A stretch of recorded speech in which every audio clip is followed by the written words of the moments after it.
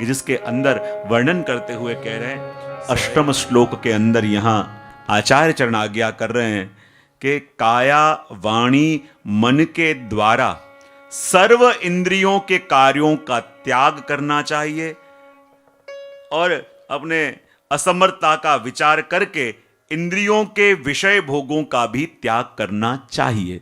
ये बात आचार्य चरण इस अष्टम श्लोक के अंदर धैर्य का विस्तार आगे करते हुए कह रहे हैं। सबसे पहले कहा कि धैर्य रखने के लिए कितनी वस्तुओं की आवश्यकता होती है, तो कहा सबसे पहले शम और दम। कितनी वस्तुएं कही? और शम और दम यानी इंद्रियों का निग्रह। धैर्य व्यक्ति कौन रख पावे? जब उसकी इंद्रियां उसके कंट्रोल में हैं। पर सबसे पहला तो प्रश्न यह है कि अपन इंद्रियों की कंट्रोल में है या इंद्रियां अपने कंट्रोल में है? हाँ, उपनिषदों में कहते हैं ना कि ये इंद्रियां कैसी हैं? बोले अश्व की तरह। कैसी? अश्व यानी घोड़े। और घोड़े की सवारी अपन ने कर ली हो, वहां दो ऑप्शन रहते हैं। यदि सवारी करनी आती हो तो जहां अपन ले जाएंगे वहां वो घोड़ा आएगा, लेकिन सवारी कर ली है और सवारी करनी आती नहीं तो क्या होगा? अपन वाणी को कहते हैं मत बोल मत बोल, लेकिन वाणी कहेगी कि मुझे तो बोलना है। अपन ने आंखों को कहेंगे ये मत देख ये मत देख, पर आंखें कहती है मुझे तो यही। अब एक सिंपल चीज आपको मैं बताऊं और इतना पूछूं कि देखो, ये शरीर यदि एक देश हो तो उसका राजा कौन है? यदि ये शरीर एक देश है तो उसका राजा कौन है? बोले आत्मा। और ये जितनी भी इंद्रियां हैं वो कौन है? वो राजा की सेना है। जब भी लड़ने जाती है तो कौन जाती है? आंखें, जीवा, कान, यही तो बाहर से कम्युनिकेट करते हैं। तो कहते हैं ये इंद्रियां कौन है? बोले सेना है। और राजा कौन है? बोले आत्मा है।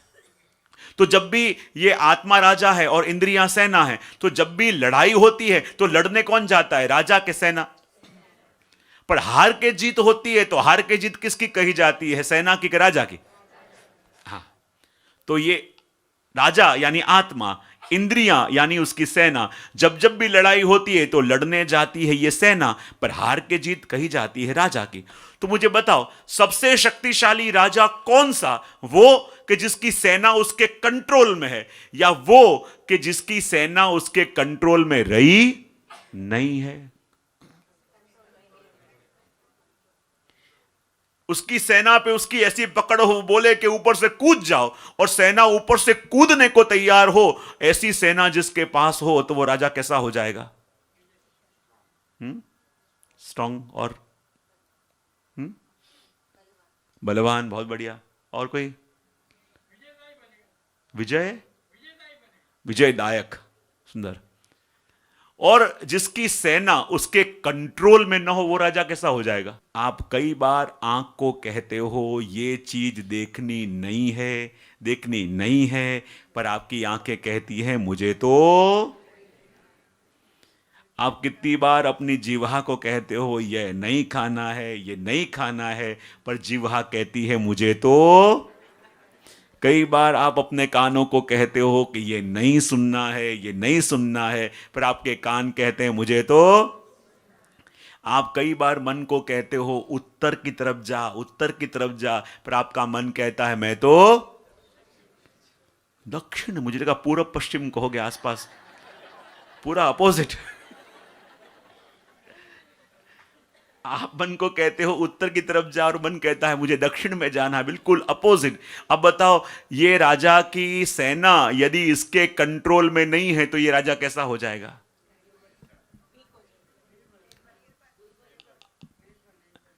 बीरबल? निर्बल। अच्छा,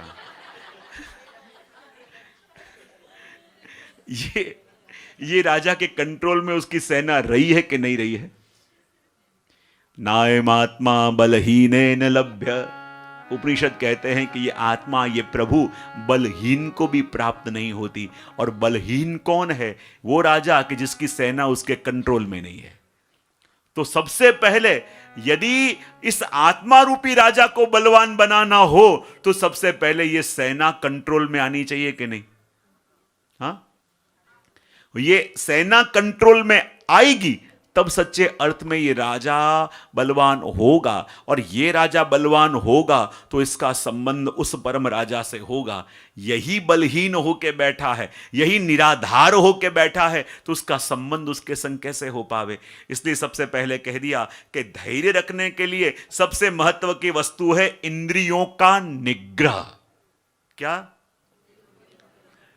इंद्रियों का निग्रह यानी इंद्रियों का कंट्रोल, और इंद्रियों का कंट्रोल यानी मैं जो भी करूंगा वो करूंगा जो मैं चाहूं, वो नहीं जो मेरी इंद्रियां मुझसे करवाऊं। मैं कई बार कहता हूं ना, कई बार अपने प्रवचन में कहता हूं कि अपन ने इस जगत में आके क्या किया है, अपने रिमोट कंट्रोल पूरे गांव के अंदर बांट दिए हैं। क्या किया है अपन ने? तेरे भाव से बोलो तो सही। हाँ, अपने रिमोट कंट्रोल पूरे गांव में बांट दिए। और रिमोट कंट्रोल पूरे गांव में बांट दिए, इसका मतलब क्या कि जैसे रिमोट कंट्रोल लेके कोई बैठा हो, 1 मिनट के अंदर टीवी की चैनल चेंज कर सकता है कि नहीं? आप कितने भी आनंद में हो और बाहर से कोई आपको एक कमेंट करे तो चैनल चेंज होती है कि नहीं? होती है कि नहीं होती है? तो फिर रिमोट अपने हाथ में रहा कि उसके हाथ में? हमको दुखी तब होना है कि जब हम चाहें, या दुखी तब होना है जब लोग चाहें? लेकिन अपन ना कंट्रोल किसको दे दिया है? हाँ, कोई एक बात करे अपन हंसने लगते हैं, कितने भी हंस रहे हो, कोई दूसरी बात करे अपन दुखी हो जाते हैं, अपन हर्ट हो जाते हैं, अपन बहुत डिप्रेस हो जाते हैं। किसी की एक बात के द्वारा, किसी के एक वाक्य के द्वारा, किसी के एक सेंटेंस के द्वारा अपन यदि अपसेट हो जा सकते हैं, अपनी चैनल चेंज हो सकती है, तो फिर अपन ने रिमोट किनको दे दिया है? वो बोले तो उसका कमेंट मन में क्यों लेते हो? बोले क्या करें, संसार में रह रहे हैं, कोई कुछ बोले तो हर्ट तो होता है कि नहीं? होता है कि नहीं? तो क्या करें? मैं कई बार कहता हूं, यदि कोई व्यक्ति आपको मनी ऑर्डर भेजे और मनी ऑर्डर आप सिग्नेचर करके एक्सेप्ट करो तो ही आपके पास रहता है, और यदि सिग्नेचर ना करो तो वापस कहां जाता है? हाँ, तो यदि किसी ने गलत शब्द आपको कहे, वो सुन के आप दुखी हुए, यानी आपने सिग्नेचर करके उसकी वस्तु को एक्सेप्ट करी। यदि उस समय आप रिएक्ट ना करो, इसका मतलब सिग्नेचर नहीं किए, तो वो वापस किसके पास जाएगी? पर हम इतने उदार हैं कि किसी की भी दी हुई वस्तु को वापस करते, इसलिए दुखी होते। बहुत बढ़िया। सिग्नेचर करके एक्सेप्ट करते हो तब वो वस्तु आपके पास रहती है, और सिग्नेचर नहीं करोगे तो रिडायरेक्ट होके जिसने भेजा उसके पास जाएगी। पर अपन कोई भी वस्तु कुछ कहे उसको वापस भेजते नहीं, उसने भेजा और वो सुन के आपने रिएक्ट किया, यानी दुखी हुए, उदास हुए, बेचैन हुए, तो मानो आपने वस्तु ऐसे ही नहीं ली, सिग्नेचर के एक्सेप्ट करी, हां मैं ऐसा हूं। अभी तक उसने जो कमेंट किया वो उसका ओपिनियन था, लेकिन आपने उसके ओपिनियन पे दुखी होके अपनी मोहर लगा दी कि हां तूने जो कहा है वो ठीक है। तो इसमें फिर गलती किसकी हुई? उसकी ओपिनियन को प्रमाणित किसने किया? हमने किया। इसलिए कह दिया कि इंद्रियों का निग्रह, और इंद्रियों का निग्रह करना यानी जो मैंने सच बात बता दी ना, जल्दी रिएक्ट करना नहीं। क्या करना है? जल्दी कोई कुछ भी एक्टर बनो, रिएक्टर नहीं। अपन सब क्या हो गए हैं? रिएक्टर। और जरा सा कोई एक एक्शन करे और अपना रिएक्शन शुरू हो जाता है, और कई बार तो अपन सोचे समझे बिना रिएक्ट कर देते हैं, पूरी बात समझे भी नहीं है और रिएक्ट कर देते हैं। किसी ने आके किसी से कहा, अरे मिस्टर शाह, अरे मिस्टर शाह। बोले क्या हुआ? बोले आपकी बच्ची ने कहीं किसी से शादी कर ली है, अब क्या करोगे? और वो इतना दुखी हो गया, इतना दुखी हो गया, 15 माल की बिल्डिंग पे खड़ा था, और जब ये सुना कि मेरी बच्ची ने किसी और से शादी कर ली, मेरा क्या होगा, अब मैं जी के क्या करूं, ऊपर से कूद पड़ा।